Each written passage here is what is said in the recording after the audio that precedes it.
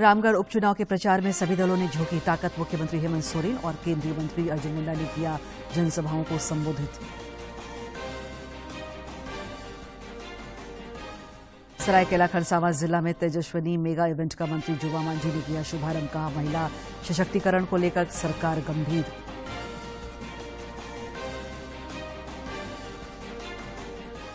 राज्य में साइबर अपराध की बढ़ती घटनाओं पर हाईकोर्ट गंभीर। ट्राई और ईडी से मांगा जवाब। मामले पर अगली सुनवाई 16 मार्च को।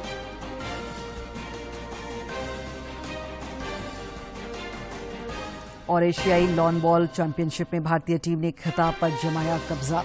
झारखंड की रूपा रानी तिर्की और लवली चौबे का शानदार प्रदर्शन।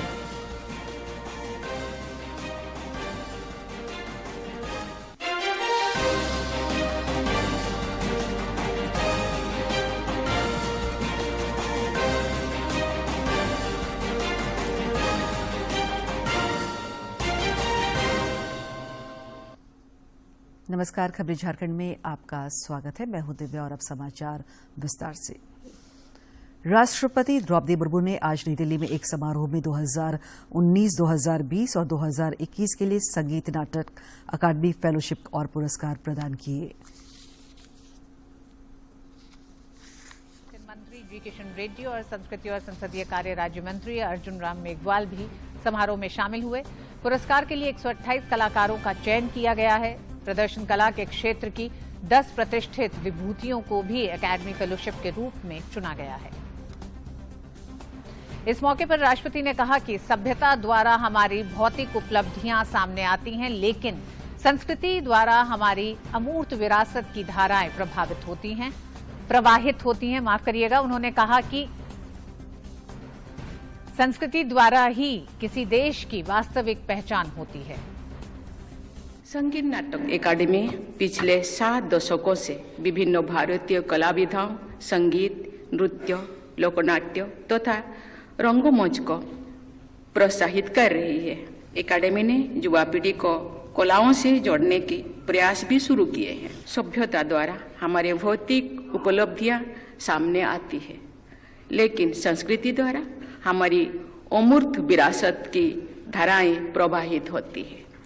संस्कृति द्वारा ही किसी देश की वास्तविक पहचान होती है। असम के बिहू नृत्य से लेकर केरल की कथकली तक, पूर्व में छऊ से लेकर पश्चिम में गरबा तक, नृत्य विधाओं में हमारी संस्कृति की इंद्रधनुषी छटा दिखाई देती है। प्रधानमंत्री नरेंद्र मोदी ने आदि महोत्सव को लेकर लोगों की व्यापक रुचि पर प्रसन्नता व्यक्त की है। उन्होंने यह प्रतिक्रिया सांसद डॉक्टर भोलानाथ सिंह द्वारा की गई ट्वीट्स की एक श्रृंखला के उत्तर में व्यक्त की।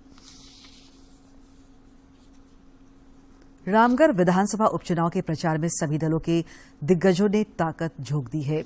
मुख्यमंत्री हेमंत सोरेन ने आज रामगढ़ जिले में कई जनसभाओं को संबोधित किया। गोला में सभा को संबोधित करते हुए उन्होंने यूपीए प्रत्याशी बजरंग महतो के लिए समर्थन मांगा।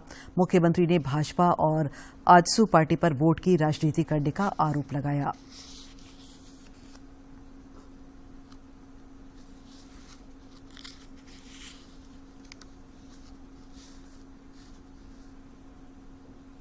राशन कार्ड कितना पहले सीपी चौधरी ने दिलवाया। मात्र 12,000 लोगों को राशन कार्ड मिलता था पहले, जिससे अनाज लोग उठाते थे। ममता देवी के आने के बाद 1,28,000 राशन कार्ड बनाया। अरे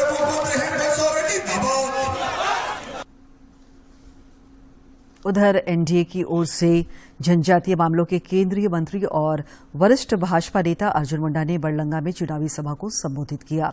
इस मौके पर हजारीबाग सांसद जयंत सिन्हा, बोकारो विधायक बिरंची नारायण और दुमका के सांसद सुनील सोरेन समेत कई पार्टी नेता मौजूद थे।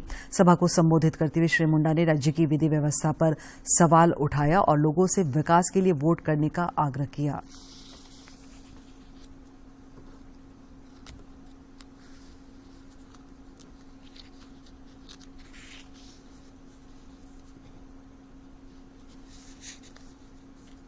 जिस तरह की लॉ एंड ऑर्डर की दयनीय स्थिति दिख रही है, विकास के कार्य बाधित हो गए हैं, कोई काम सही ढंग से चल नहीं रहा है ऐसे समय में मैं समझता हूं कि राज्य की जनता बहुत प्रताड़ित महसूस कर रही है।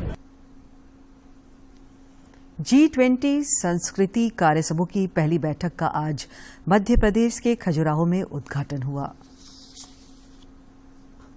आज दूसरे दिन एक महत्वपूर्ण सत्र में G20 देशों के प्रतिनिधियों के बीच संस्कृति पर चर्चा होगी। इस बैठक में आज और कल संस्कृति से जुड़े 4 महत्वपूर्ण विषयों पर चर्चा होनी है। वो 4 विषय हैं: सांस्कृतिक संपदा का संरक्षण और बहाली, एक सतत भविष्य के लिए जीवित विरासत का दोहन, सांस्कृतिक और रचनात्मक उद्योगों का प्रचार और रचनात्मक अर्थव्यवस्था और संस्कृति के संरक्षण और संवर्धन के लिए डिजिटल तकनीकों का लाभ उठाना। G20 संस्कृति कार्य समूह की बैठक के औपचारिक शुभारंभ पर केंद्रीय मंत्री डॉक्टर वीरेंद्र कुमार ने कहा कि उन्हें विश्वास है कि आपसी संबंधों को बनाए रखने की संस्कृति को बढ़ावा देने में बड़ा महत्व है। उन्होंने कहा कि संस्कृति अर्थव्यवस्था को बढ़ाने में भी कारगर होती है। विभिन्न पहलू की सामुदायिक जीवन शैली और सामूहिक निर्णय लेने की संकल्पना पर ही आधारित है। जैसा कि हम जानते हैं कि संस्कृति हमारी पहचान जो विश्व के समक्ष हमारे विचारों एवं हमारी प्रतिबद्धता व सक्षमता को दर्शाती है और भविष्य का मार्ग तैयार करती है। इसी भावना से ओतप्रोत होकर मुझे विश्वास है कि इस वर्ष G20 का यह मंच संस्कृति को और अधिक समृद्ध बनाने में महत्वपूर्ण भूमिका अदा करेगा। राज्य के महिला बाल विकास और सामाजिक सुरक्षा विभाग की ओर से आज सरायकेला खरसावां जिले में तेजस्विनी मेगा इवेंट का आयोजन किया गया। इसका उद्घाटन विभागीय मंत्री जोबा मांझी ने किया। तेजस्विनी मेगा इवेंट का उद्घाटन करने के बाद मंत्री जोबा मांझी ने उपस्थित लोगों को संबोधित करते हुए कहा कि राज्य सरकार महिला सशक्तिकरण की दिशा में कई कदम उठा रही है। आने वाले समाज में और आगे हम लोग बढ़ाने में जोर लगाएंगे। सरकार इसके पीछे हमेशा ये प्रयास करती है कि हमें इस तरह से इस राज्य किशोरियों को हम लोग सफलता और शक्ति और मजबूती के साथ आगे हम लोग बढ़ाएंगे। कार्यक्रम में मौजूद विभागीय सचिव कृपानंद झा ने बताया कि राज्य में अब तक तेजस्विनी क्लब से 13 लाख किशोरियों और युवतियों को जोड़ा जा चुका है। उन्होंने बताया कि इस परियोजना के तहत कई रोजगारोन्मुखी और जागरूकता कार्यक्रम चलाए जा रहे हैं। तेजस्विनी जो हमारी बच्चियां हैं, जो किशोरियां हैं, उनको लेकर ऐसे इवेंट का इस्तेमाल किया जाए जहां उनकी समस्याओं को भी हम लोग सुनेंगे, क्या गैप से आगे हैं उसको भी समझेंगे और क्या क्या हम लोगों ने अचीव किया है, जो गोल था, जो लक्ष्य लेकर तेजस्विनी चली थी। उपायुक्त अरवा राजकमल ने जिले में इस परियोजना के तहत चलाए जा रहे कार्यक्रमों की जानकारी दी। निर्णय महिला खुद ले सकती है और उस निर्णय को परिवार रेस्पेक्ट करता है, तो उसके लिए 2 ही चीज जरूरी है जो मैं मानता हूँ, एक शिक्षा या कौशल। ये दोनों चीज में जहाँ कमियां हैं उसको दूर करने के लिए तेजस्वी परियोजना को लाया गया। कार्यक्रम के दौरान तेजस्विनी क्लब से जुड़ी लाभार्थियों ने भी अपने अपने अनुभव साझा किए। तेजस्विनी में कुछ मिलता है और कुछ मिल भी जाता है और आगे भी बढ़ सकते हैं और कुछ काम भी करके कुछ आगे बढ़ेगी और कुछ आपका सपना भी पूरा होगा। अपने जीवन में आगे बढ़े, वैसे ही मेरा भी एक सपना है कि मैं भी अपने जीवन में आगे बढ़ूं और अपने माता पिता का मान सम्मान अच्छा करूं। ट्रेनिंग कई सारे हम लोग को प्रशिक्षण दिए गए, जिसमें हम लोग सीखने के बाद जो आर्थिक विकास के लिए जो हम लोग ट्रेनिंग दिए, उसमें से हम लोग अपने आर्थिक विकास के लिए होंडा का बिजनेस करते हैं, जिसमें हम लोग सबसे कम पूंजी 500 रुपया से ही होंडा का बिजनेस स्टार्ट किए थे। इस दौरान लाभार्थियों को आर्थिक सहयोग और प्रमाण पत्र देकर सम्मानित किया गया। इस मौके पर अन्य लोगों के अलावा एसपी आनंद प्रकाश भी मौजूद थे। अतिथियों के स्वागत में युवतियों द्वारा भारत नाट्यम भी प्रस्तुत किया गया। सरायकेला से अनूप मिश्रा की रिपोर्ट। हजारीबाग की उपायुक्त नैन्सी सहाय ने आज फायर सेफ्टी ऑडिट और फायर फाइटर उपकरण को स्थापित करने के लिए एक महत्वपूर्ण बैठक की। गौरतलब है कि धनबाद में हुई आगजनी की एक घटना के मद्देनजर उच्च न्यायालय ने सभी सरकारी भवनों और कार्यालयों में प्राथमिकता के आधार पर फायर सेफ्टी ऑडिट कराने का आदेश दिया है। उपायुक्त ने उच्च न्यायालय के आदेश के प्रभावी क्रियान्वयन पर बल दिया। सिमडेगा जिले में नेहरू युवा केंद्र की ओर से युवा संसद कार्यक्रम का आयोजन किया गया। कार्यक्रम में भारत को मिली G20 की अध्यक्षता, Y20 के 5 बिंदुओं, अंतर्राष्ट्रीय मोटा अनाज वर्ष सहित कई महत्वपूर्ण विषयों पर चर्चा हुई और विद्यार्थियों से मंतव्य लिया गया।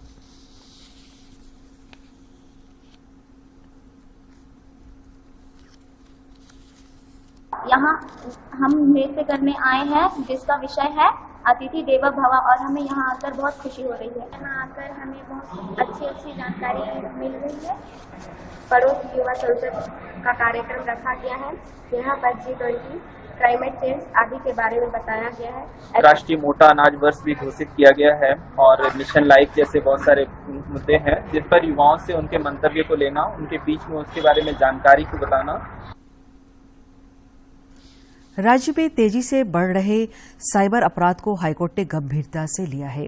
अदालत ने मामले में telecom regulatory authority of India try को प्रतिवादी बनाते हुए शपथ पत्र के माध्यम से जवाब पेश करने को कहा है। साथ ही ईडी को भी जवाब पेश करने को कहा है। ईडी को अपने जवाब में यह बताने को कहा है कि अब तक साइबर अपराध के मामले में कितने को गिरफ्तार किया गया है और कितने की संपत्ति जब्त की गई है। मामले की अगली सुनवाई 16 मार्च को होगी।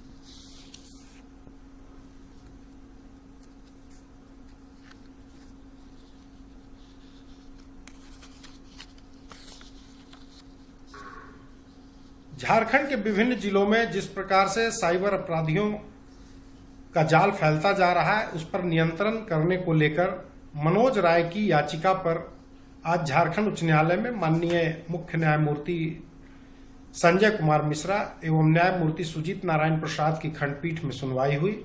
माननीय खंडपीठ ने telecom regulatory authority of India को प्रतिवादी बनाया है और उन्हें शपथ पत्र के माध्यम से जवाब दाखिल करने का निर्देश दिया है। साथ ही ईडी को यह बताने को कहा है कि अब तक साइबर क्राइम के कितने मामले पर कार्रवाई की गई है, कितने अपराधियों को गिरफ्तार किया गया है और किन किन साइबर अपराधियों की संपत्ति जब्त की गई है, यह शपथ पत्र के माध्यम से बताएं। गुमला जिले के उपायुक्त सुशांत गौरव की अध्यक्षता में जन्म मृत्यु पंजीकरण से संबंधित जिला स्तरीय समन्वय समिति की बैठक की गई। इस बैठक में उपायुक्त ने बताया कि जन्म मृत्यु निबंधन एक महत्वपूर्ण दस्तावेज है जिसके माध्यम से जनसंख्या एवं अन्य योजनाओं के लिए कार्य किया जाता है। भारत सरकार की महत्वाकांक्षी जल जीवन मिशन गिरिडीह जिले में दम तोड़ता नजर आ रहा है। गिरिडीह सदर प्रखंड के पहाड़पुर पंचायत के बेडमुक्का गांव में जल मीनार बनने के बाद भी लोग दूर से पानी लाने को मजबूर हैं।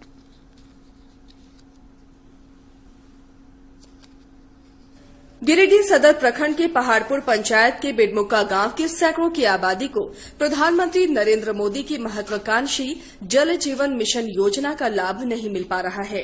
ग्रामीणों का आरोप है कि 1 वर्ष पहले इस योजना का काम यहां पूरा किया गया और उसी दिन पानी नल से भी मिला। ग्रामीणों का कहना है कि लेकिन अब जल मीनार बनने के बाद भी वे लोग दूर से पानी लाकर पीते हैं। हम लोग यहाँ पानी अभी तक नहीं मिल रहा है, जब से टंकी बने तब से। यहाँ न पर डीलरवा काला से कल से पानी नहीं आ रहा पाइप से। घर में जगह टंकी बैठल तैयार पानी एक बूंद हम नहीं ना हमने तो 2 किलोमीटर से पानी आने लगो। करो नलवा दले तेना से बंद है सब पानी आप बिना पानी के नहीं थी। यहाँ जब से ये जल मीनार बना है तब से जरा सा भी पानी हम लोग को आज तक नहीं मिला है।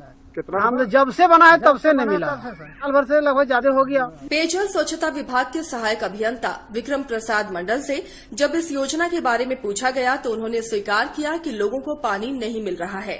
उन्होंने बताया कि कनीय अभियंता को यह आदेश दिया गया है कि गांव में तुरंत पेयजल की व्यवस्था सुनिश्चित करें।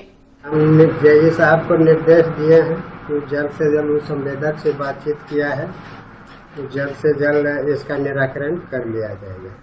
केंद्र सरकार ने वर्ष 2024 तक देश के हर घर में शुद्ध जल नल के माध्यम से देने के लिए अपना खजाना खोल रखा है, लेकिन गिरिडीह में कहीं न कहीं ये योजना दम तोड़ती नजर आ रही है।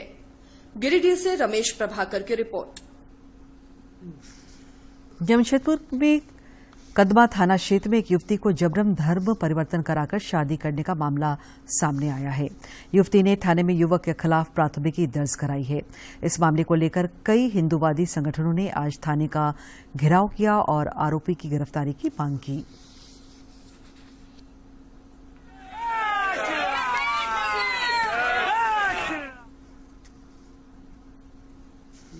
जामताड़ा जिले के किसानों को कृषि कार्य में ड्रोन सेवा की सुविधा उपलब्ध कराई गई है।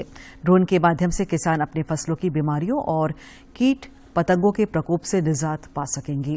राज्य सरकार ने पायलट प्रोजेक्ट के तौर पर जामताड़ा के अलावा रांची, गुमला और चतरा जिले के किसानों को यह सुविधा उपलब्ध कराई है।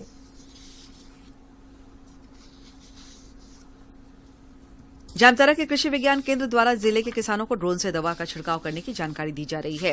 कृषि विज्ञान केंद्र के प्रधान वैज्ञानिक डॉक्टर संजीव कुमार ने बताया कि ड्रोन के माध्यम से 1 एकड़ में लगी फसलों पर दवा का छिड़काव मात्र 4 मिनट में किया जा सकेगा। हमारे जामताड़ा जिले के किसानों को अब नई तकनीक से रूबरू होना पड़ रहा है। हमारे किसान अब ड्रोन के माध्यम से अपनी खेतों में लगी फसलों पे कीटनाशी का छिड़काव कर सकेंगे, सूक्ष्म पोषक तत्वों का छिड़काव कर सकेंगे और अपने समय के साथ साथ अपनी वो पानी की भी बचत कर सकेंगे। कृषि वैज्ञानिक सुप्रिया सिंह ने बताया कि दवा के छिड़काव में ड्रोन के इस्तेमाल से किसानों का खर्च और समय दोनों बचेगा। इससे कम समय में अच्छा काम हो पाएगा। सबसे ज्यादा फायदा ये है कि हमारे किसान भाई अगर ये अपनाते हैं 0.08 हेक्टेयर तो ये रहेगा कि हमारे जामताड़ा के जैसे जहाँ वर्षा आधारित खेती है, पानी की कमी रहती है, तो ये हम लोग जो पूरा 1 एकड़ जो रहता है, 1 एकड़ का स्प्रे मान लीजिए कीटनाशक हमको करना है। जिला कृषि पदाधिकारी रंजीत कुमार ने कहा है कि ड्रोन के उपयोग से किसानों को काफी लाभ होगा। कृषि विज्ञान केंद्र द्वारा किसानों को इसके उपयोग के बारे में जानकारी दी जा रही है। फसल में कोई कीड़ा मकोड़ा या बीमारी लगा हुआ है, उसको जो है निदान के हम लोग स्प्रे करते हैं मैनुअल स्प्रे से, तो इसमें बहुत ज़्यादा टाइम लग जाता है। ड्रोन के माध्यम से हम जब करेंगे ना तो आपका जो है जो काम 10 दिन में होता है वो जो है आपका आधा घंटा में काम हो जाएगा। ये मशीनीकरण है। किसानों को वर्तमान कृषि उपकरणों से दवा का छिड़काव करने में काफी वक्त लगता था। खासकर फलदार वृक्षों पर दवा का छिड़काव करने में काफी मशक्कत करनी पड़ती थी, जो अब ड्रोन के इस्तेमाल से काफी आसान हो जाएगा। जामताड़ा से सुभाष प्रसाद सिंह की रिपोर्ट। केंद्र सरकार ने संसद सदस्य स्थानीय क्षेत्र विकास योजना 2023 के लिए संशोधित दिशा निर्देश जारी किए हैं। इसके लिए एक नया वेब पोर्टल भी जारी किया गया है। केंद्रीय सांख्यिकी और कार्यक्रम कार्यान्वयन राज्य मंत्री राव इंद्रजीत सिंह ने ये संशोधित दिशा निर्देश जारी किए। उन्होंने इसके लिए नया वेब पोर्टल भी लॉन्च किया है। सांख्यिकी और कार्यक्रम कार्यान्वयन मंत्रालय ने कहा कि नए दिशा निर्देश और वेब पोर्टल 1 अप्रैल 2023 से प्रभावी होंगे। संशोधित दिशा निर्देशों का उद्देश्य योजना के दायरे को व्यापक बनाना है, ताकि MP-लेड योजना के कामकाज, कार्यान्वयन और निगरानी में सुधार पर जोर देने के साथ संसद सदस्यों को समाज की बदलती जरूरतों के अनुसार विकासात्मक कार्यों की सिफारिश करने में सक्षम बनाया जा सके। संशोधित दिशा निर्देशों के तहत पूरी प्रक्रिया वेब पोर्टल के माध्यम से संचालित होगी। मंत्रालय के ओर से जारी एक बयान में बताया गया है कि संशोधित दिशा निर्देशों के तहत निधि के प्रवाह की पूरी प्रक्रिया वेब पोर्टल के माध्यम से संचालित होगी। जिसकी सहायता है उसकी निगरानी प्रणाली में अधिक पारदर्शिता और जवाबदेही में सुधार किया जा सकेगा। इस कई कवायद से MP-लेड योजना की दक्षता और इसकी प्रभावशीलता में और अधिक सुधार होने की संभावना है। मलेशिया में खेली गई एशियाई लॉन बॉल टेनिस में भारतीय टीम ने खिताब पर कब्जा जमा लिया है। फाइनल में भारत ने मेजबान को 17-16 से पराजित कर स्वर्ण पदक हासिल किया। इस जीत में कॉमनवेल्थ मेडलिस्ट झारखंड की बेटी रूपा रानी तिर्की और लवली चौबे ने शानदार खेल का प्रदर्शन किया। और अब कुछ खबर राज्य के विभिन्न जिलों से।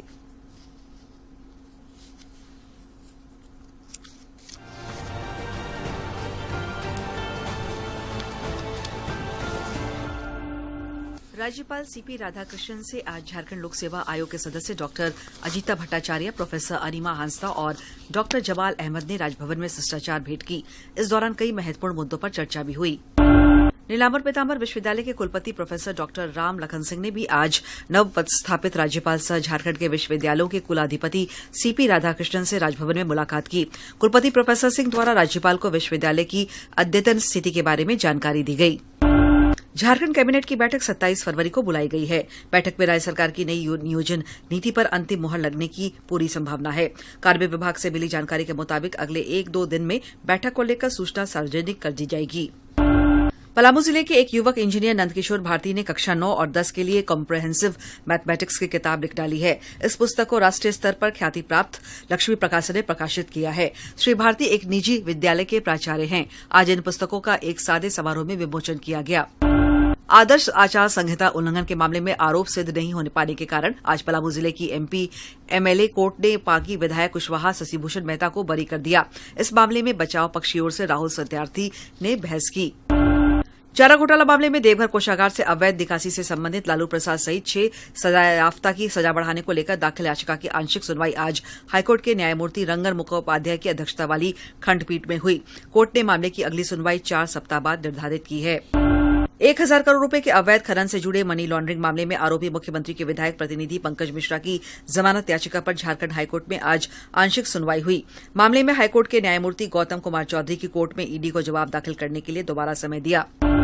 रांची के कांके और मांझी रोड पर हवा में रेस्टोरेंट के संचालन पर अगले आदेश तक के लिए रोक लगा दी गई है। रांची के अनुमंडल पदाधिकारी ने रेस्टोरेंट के मालिक और मैनेजर को नोटिस जारी किया गया है। Dhanbad rail SP Shrikant S Khotre ने बार बालाओं संग ठुमका लगाने वाले चितरंजन के जेआरपी थाना प्रभारी को निलंबित कर दिया है। दरअसल चितरंजन के जेआरपी प्रभारी का ठुमका लगाते हुए वीडियो सोशल मीडिया पर चर्चित रहा है।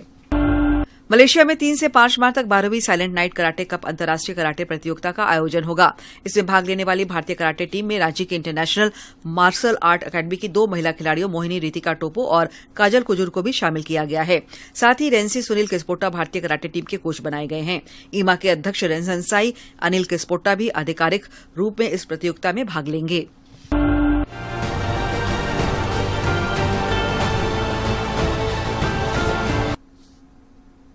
राजधानी रांची समेत राज्य के अधिकांश जिलों में न्यूनतम तापमान तेजी से बढ़ रहा है। साथ ही अधिकतम तापमान में भी वृद्धि हो रही है। रांची स्थित मौसम विज्ञान केंद्र ने पूर्वानुमान में बताया है कि अगले 5 दिनों तक राज्य के न्यूनतम तापमान में किसी बड़े बदलाव की संभावना नहीं है। और अब एक नजर डालते हैं आज प्रमुख शहरों के आज के तापमान पर। राजधानी रांची का अधिकतम तापमान 32.7 और न्यूनतम 16.5 डिग्री सेल्सियस रिकॉर्ड किया गया।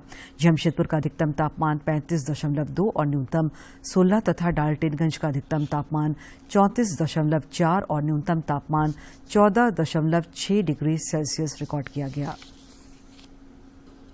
प्रधानमंत्री नरेंद्र मोदी इस महीने की 26 तारीख को मन की बात कार्यक्रम के जरिए देशवासियों के साथ अपने विचार साझा करेंगे।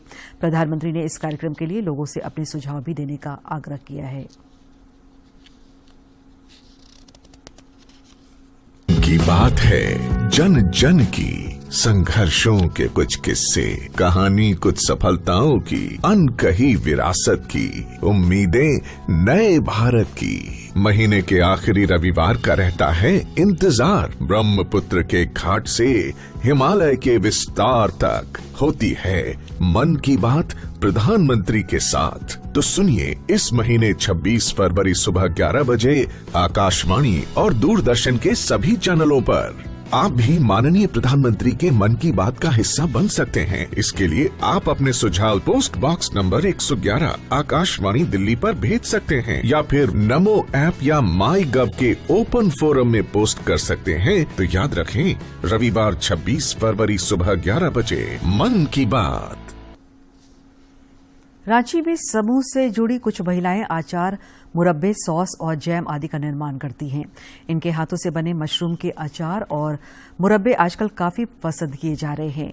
ये काम इन महिलाओं को आर्थिक रूप से सशक्त भी बना रहा है। अचार, मुरब्बे, सॉस और जैम हमारे खान पान का अहम हिस्सा है, लेकिन आप में से कम ही लोग होंगे जिन्होंने मशरूम का अचार और मुरब्बा चखा होगा। तो आपके लिए अच्छी खबर ये है कि रांची के प्रेरणा समूह की महिलाएं स्वाद और सेहत से भरपूर ये चीजें तैयार करती हैं। समूह की प्रमुख रेखा कुमारी बताती हैं कि उनके द्वारा खाने पीने के करीब 200 आइटम तैयार किए जाते हैं, जो रांची के कई घरों की थाली का अहम हिस्सा है। कम जो इसमें मुख्य है, जो ये आपका मशरूम है, मशरूम का अचार, मशरूम का जैम, मशरूम की जेली, मशरूम का मुरब्बा और मशरूम का तो बहुत सारे आइटम है, लेकिन इतना प्रमुख आइटम है जो बनवाते हैं।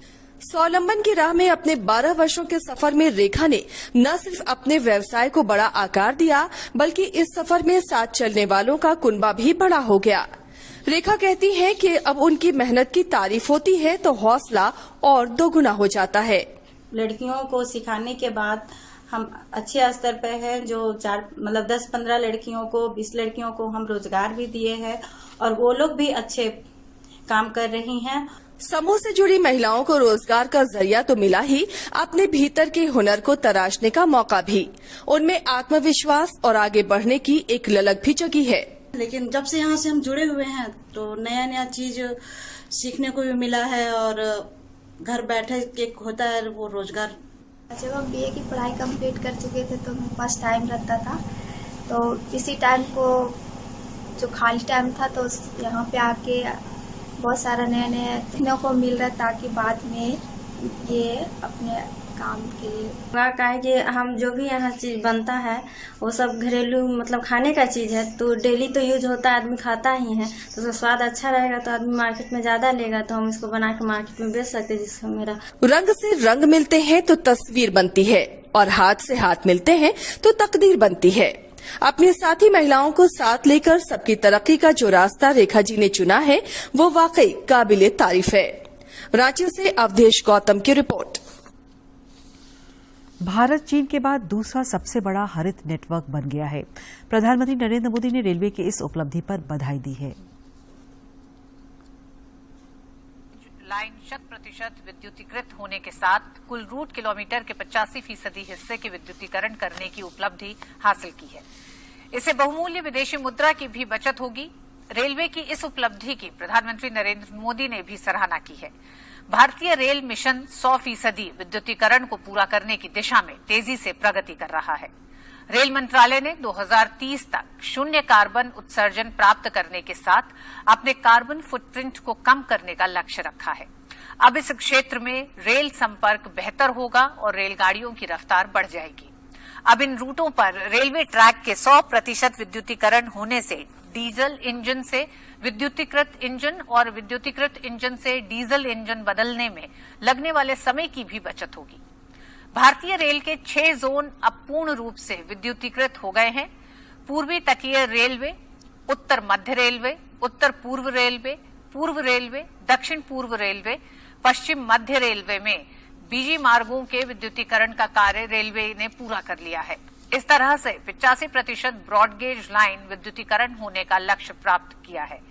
30 सितंबर 2022 तक भारतीय रेल में 65,141 BGRKM में से 53,098 BGRKM का विद्युतीकरण के साथ 81.51% था, जो फरवरी में बढ़ के 85% विद्युती।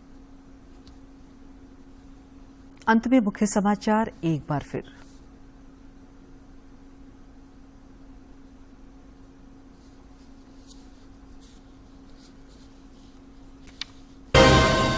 रामगढ़ उपचुनाव के प्रचार में सभी दलों ने झोंकी ताकत। मुख्यमंत्री हेमंत सोरेन और केंद्रीय मंत्री अर्जुन मुंडा ने किया जनसभा को संबोधित। सरायकेला खरसावां जिला में तेजस्विनी मेगा इवेंट का मंत्री जुवा मंझी ने किया शुभारंभ। कहा महिला सशक्तिकरण को लेकर सरकार गंभीर।